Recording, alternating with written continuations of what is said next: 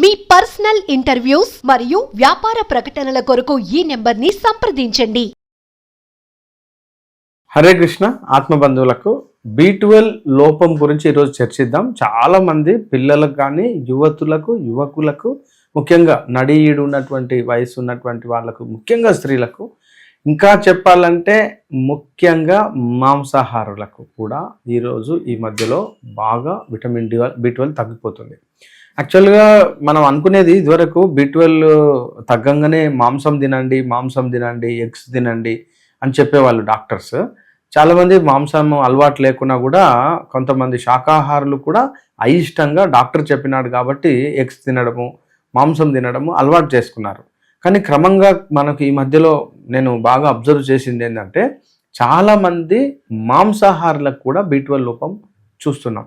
కొంతమంది అయితే రోజు మాంసం తినే వాళ్ళని చూశానండి, వాళ్ళకు కూడా B12 తక్కువ ఉంది యాక్చువల్గా. సో B12కు మాంసాహారానికి సంబంధం లేదని అర్థమైపోయింది. యాక్చువల్ విషయం నిజమేంటో తెలుసుకుందాం. యాక్చువల్గా B12 అనేది ఆహార పదార్థాలలో ఉండేటువంటి ముడి సరుకు నుంచి మాత్రమే తయారవుతుంది. ఆహార పదార్థాలలో B12 వేరే రూపంలో ఉంటుందండి. యాక్చువల్గా అంటే ముడి సరుకు అంటాం చూడండి. అట్లా మనం తీసుకునేటువంటి ఆహారాలలో ఇటు మాంసం కావచ్చు, గుడ్లు కావచ్చు, పాలు, ముఖ్యంగా తర్వాత పాలు, పెరుగు, వెన్న, నెయ్యి, మీగడ, ఇటు వచ్చేసరికి చాలా రకాలైనటువంటి కలర్డ్ ఫుడ్స్లో అంటే బీట్రూట్ కావచ్చు, ఎర్రగడ్డలు అంటాం చూడండి. ఎర్రగడ్డలు అంటే క్యారెట్లలో ఒక రకమైనటువంటి ముల్లంగి, ఎరుపు ముల్లంగి అంటాం. ఎర్రనైనటువంటి కూరలు అంటే ఎర్ర చుక్క కూర, గోంగూర యొక్క పువ్వులు, ఇంకా చెప్పాలంటే ద్రాక్ష పండ్లు, ఇవి ఇట్లా చాలా కలర్డ్ ఫుడ్. ఏదైతే బాగా కలర్ ఉంటుందో దాంట్లో సైనో కోబాల్ అమైన్ అని చెప్పి ఒక మూల ద్రవ్యం ఉంటుంది అనమాట. వీటిని సైనో కోబాల్ అమైన్. సో ఇవన్నీ ఎంత తిన్నా కూడా B12 తయారు కదండి. యాక్చువల్గా ప్రాబ్లం ఏంటంటే, B12 ఎక్కువగా తయారయ్యేది మలము తయారయ్యేటువంటి ప్లేస్లో. అంటే మలము ఎక్కడ తయారవుతుంది? పక్వాశయం అంటారు, అంటే డియోడినం, అంటే పెద్ద పేగులో మేజర్గా ఈ యొక్క B12 తయారవుతుంది. కానీ బ్యాళ్ళకి ఏంటంటే పెద్ద పేగులో B12 అబ్జర్వ్ కాదు. ఇది మనకు మన ప్రధానమైన సమస్య. అంటే మనం మాంసం తిన్నా కూడా, అంటే ఈవెన్ దో సైనోకోబాల్మైన్, మీరు చాలామంది B12 టాబ్లెట్స్ తీసుకుంటారు కదా, అది B12 టాబ్లెట్ తీసుకున్నా కూడా బాడీ B12గా మారాలన్నమాట. మారదు. ఎందుకంటే B12 తయారు చేసేయడానికి ఒక జీవులు ఉంటాయి. అంటే B12ను తయారు చేసే మైక్రోబ్స్ మన పొట్టలో కనుక లేకపోతే B12 తయారు కాదు, మీరు ఏం తిన్నా కూడా అందదన్నమాట. సో ఇక్కడ B12ను మనం రీప్లేస్ చేసేటువంటి ఏం మార్గం లేదు. సో మనం చేయాల్సిన మొట్టమొదటి పని ఆ మైక్రోబ్స్ను మనము పొట్టలోకి మళ్ళీ రీఎస్టాబ్లిష్ చేయాలి. అయితే B12 తయారు కావడంలో చాలా తక్కువ పర్సంటేజ్ జీర్ణాశయంలో జరుగుతుంది. కానీ అక్కడ యాసిడ్ ఉంటుంది కాబట్టి, ఈ యొక్క యాసిడ్ అంటే HCl అంటే ఆమ్లం తయారవుతుంది మన పొట్టలో. అది B12ను తయారు చేసేటువంటి బ్యాక్టీరియాను చంపేస్తుంది. కాబట్టి తక్కువ మొత్తంలో ఆ బ్యాక్టీరియా బతుకుతుంది.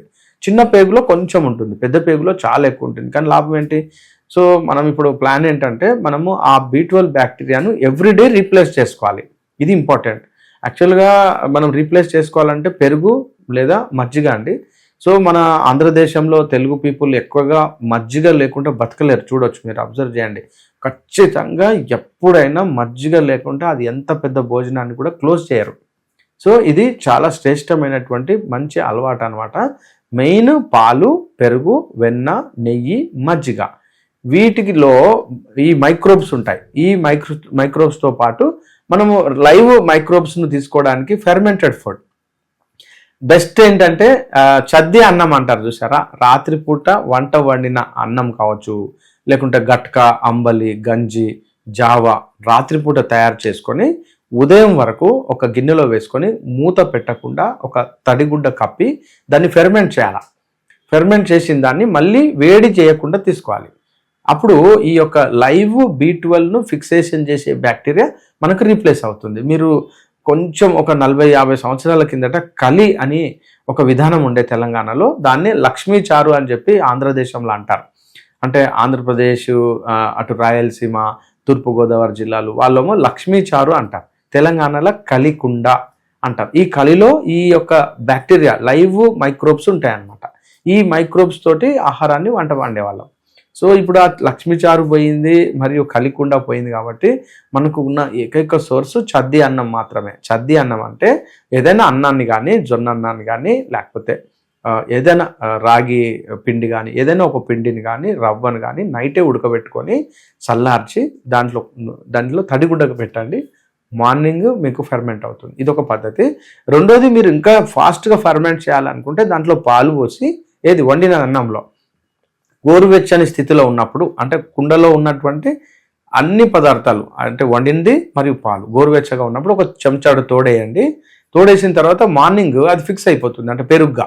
దాంట్లో top most high level, high concentrated, ఇంకా చెప్పాలంటే హై డెన్సిటీ ఉన్నటువంటి మైక్రోబ్స్, B12 ఒక్కటే కాదు, చాలా రకాల ఫిక్సేషన్ చేసేటువంటి మైక్రోబ్స్ వస్తాయి. ఆ మైక్రోబ్ తీసుకున్నటువంటి, అంటే ఉన్నటువంటి ఆహారాన్ని మనం రెగ్యులర్గా తీసుకుంటే మనకు B12ను తయారు చేసేటువంటి మైక్రోబ్స్ మన పొట్టలోకి వస్తాయి రోజు.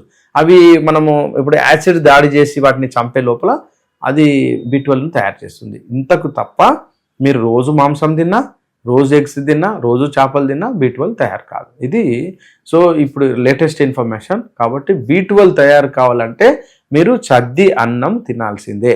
అయితే ఇప్పుడు మనం రాత్రిపూట తయారు చేసినటువంటి దోశ పిండి కానీ, ఇడ్లీ పిండి కానీ పొద్దున వేడి చేస్తాం కాబట్టి అక్కడ మైక్రోబ్స్ చనిపోతాయి. అంటే దోశలో, ఇడ్లీలో మనం 100 degrees బాయిల్ చేస్తాం కాబట్టి అవి చనిపోతాయి. కాబట్టి ఇక్కడ చద్దన్నం వేడి చేయం కదా.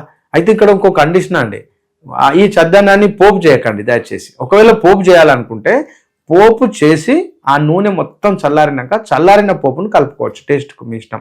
అందులో కొంచెం సాల్ట్, లేకుంటే కొంతమంది ఉల్లిగడ్డలు కూడా ఉల్లిగడ్డ కలుపుకొని తింటారు, కొంతమంది పచ్చిమిర్చి కూడా కలుపుకొని తింటారు. అది మీ యొక్క టేస్ట్ని బట్టి. కానీ ఇక ఇది యాక్చువల్గా.